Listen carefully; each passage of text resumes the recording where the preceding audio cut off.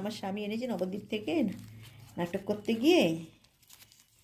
এই দেখো তোমাদের খুলে দেখাচ্ছি, দেখো এটাকে ক্ষীর দই বলে, নবদ্বীপের স্পেশাল ক্ষীর দই। এত সুন্দর না, কোনো তুলনা হয় না। শুধু দেখো বন্ধুরা, একবার দেখো, দেখেছো কিরম? খেলে একবারে মন মোহিত হয়ে যাবে।